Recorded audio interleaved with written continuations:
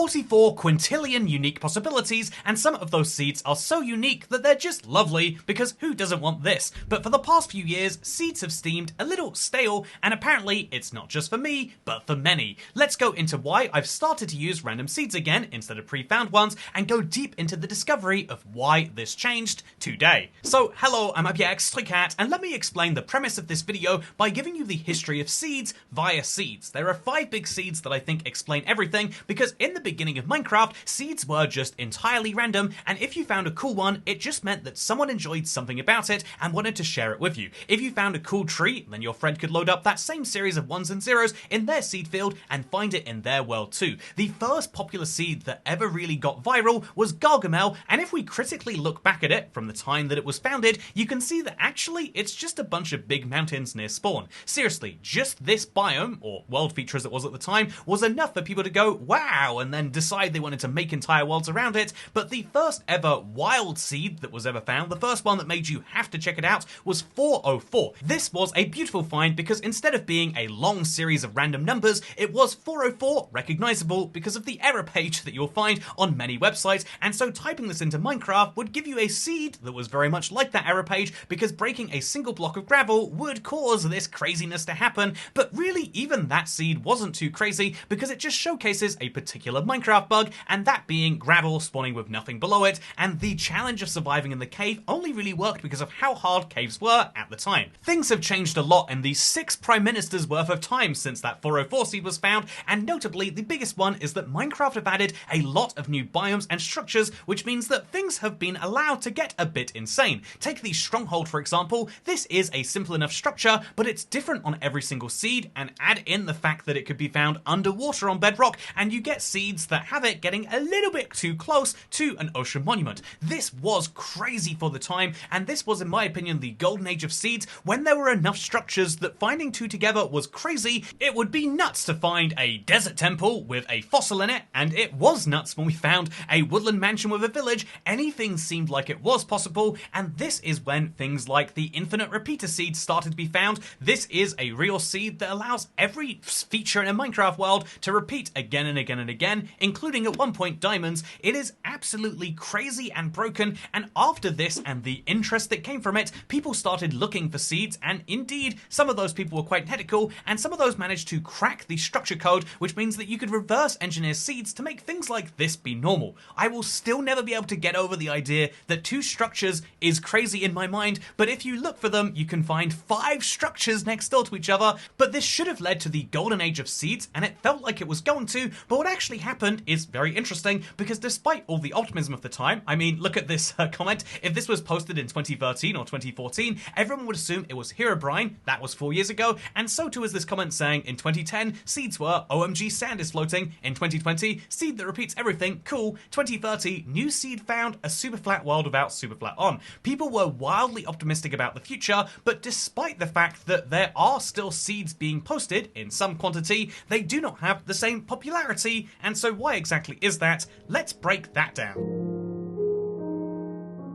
When you start a brand new Minecraft world, you have 3 choices available to you. Your first is to find a set seed that you find somewhere on the internet, maybe from this video, maybe from a seed subreddit, maybe from a random post on TikTok, but in either case, this is something I find myself less attracted to. So what can you do instead? Well, if you don't want to find a crazy seed or anything like that, you can also pre-select a seed that Minecraft's templates allow you to. This is kind of wonderful and fun by itself, but the third option is the one that most people are going for, a random seed. This is where you leave the seed field blank, or as most people know it, just ignore it altogether, and it's why many people do it as the default, and so something I've wanted to do forever, because for years I've used set seeds and I've used the preset seeds and they're all very wonderful, but what if we instead checked out some random seeds and reviewed them entirely from scratch with no knowledge in that way? Well, I figured that'd be fun, and so that's what I want to do today. So I hit create new world and immediately am confronted with minecoins, but if we go to create new world a second time, you can see that this is the default way that many people make a world. You see this world seed? Well, I mean, that technically is one, but if we leave that how it is, we're going to get an entirely random world.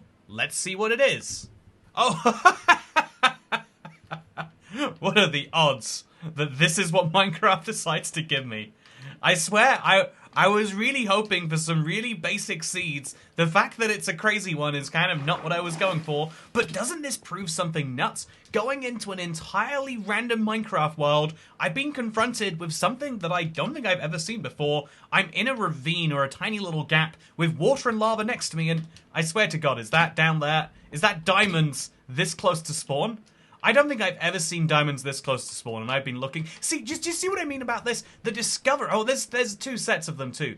The discovery of finding a brand new Minecraft world, which, by the way, some people always think that that random number you see earlier is your seed. This is the seed right here, and I fully recommend checking it out. But yeah, we're gonna jump into creative.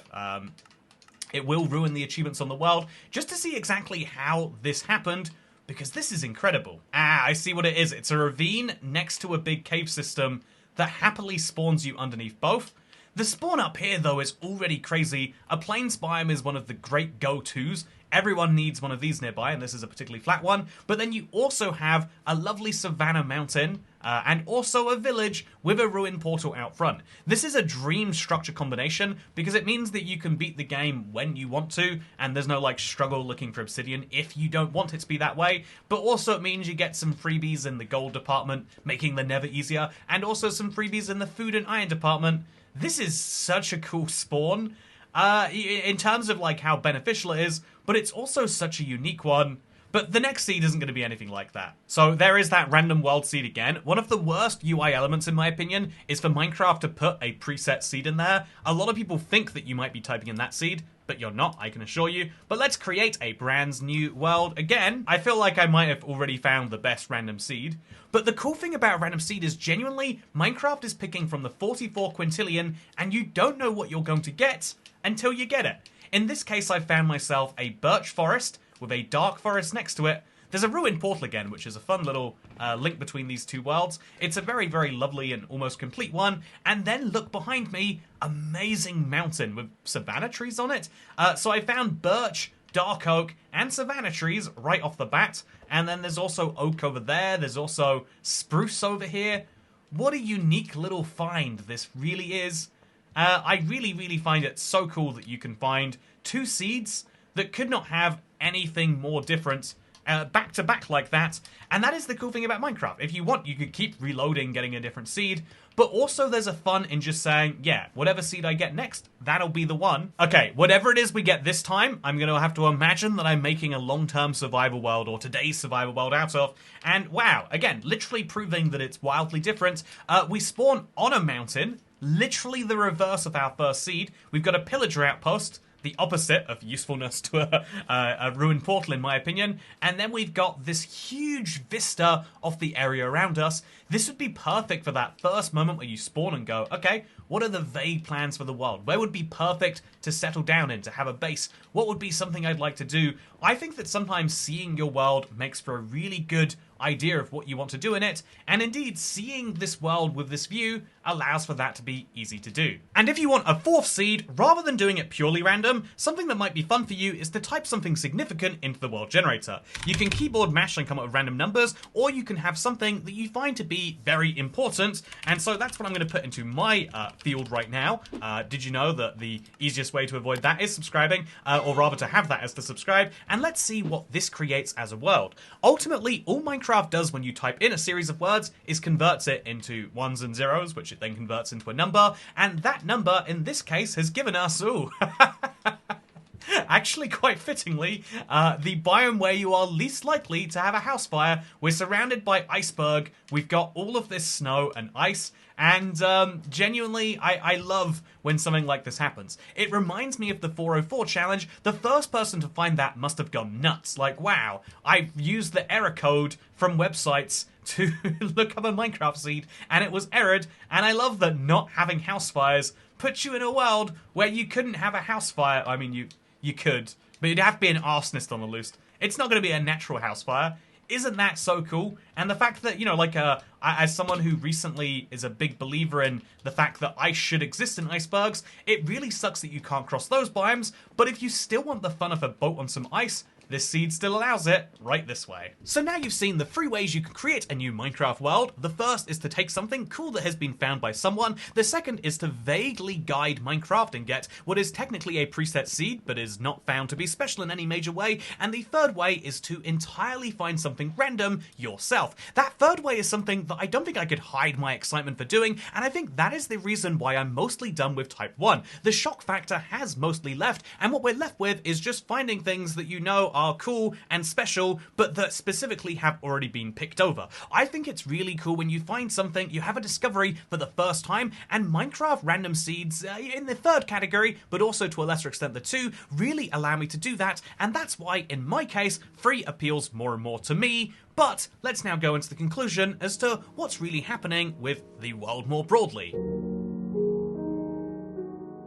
If Minecraft seeds are getting better, why are more and more people foregoing the opportunity to use them and instead going for a random seed just like I did in this video? If we put aside my subjective feelings on why random seeds are cool, we can instead say that the best seeds, the ones we showcased on this channel, seem to have appeared somewhere about 2 to 4 years ago. I think that this is what you might call the golden age of Minecraft seeds, and if we look at the data, you can see this is also backed up by the peak number of posts and comments on the Minecraft seed subreddit. Looking at the Google Trends, you can see that although it's all broadly down from 2010 when Minecraft first hit the scene, you can see there was a big bounce around COVID, but what's interesting is this huge spike in interest that correlated with this huge number of interesting seeds didn't lead more people to find Minecraft seeds that were incredible and more people to search out other ones that they could share, but instead it led to exactly the opposite. Now, obviously, this could be a case of causation versus correlation. It could be that this was always going to happen, no matter how good the seeds were, but it's also possible that maybe, just maybe, the magic died.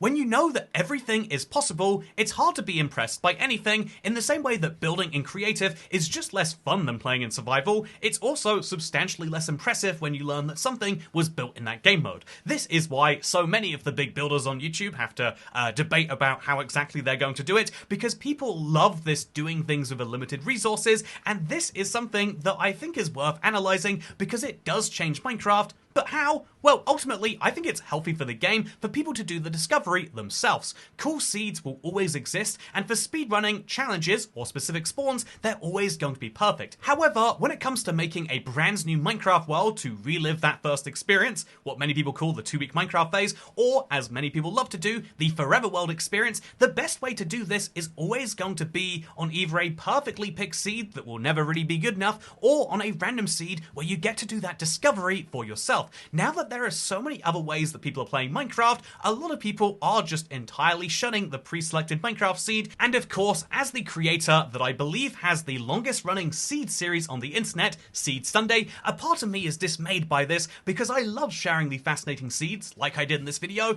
It really ignites a spark in me. I also think it's cool that the reason that I can't have that spark ignited in me is because it's inside of everyone else, and personally, I think that's awesome. If the reason that people are deciding to play with a set seed less is because they're choosing to discover more, then that's something I could be happy with forevermore. With that said, thank you very much for watching today's, I guess, Seed Sunday. Wow, the series continues. I hope that you've enjoyed it through the years, and if I do ever find something that I think is worth sharing, I'll still drop it in this series. But yeah, if you're curious as to why the series went dormant, here is your explanation, wrapped up in a deep dive into why not many people seem to use Minecraft seeds. I will leave a link to these videos down below. Thank you for watching this video, and I'll see you next time. Goodbye.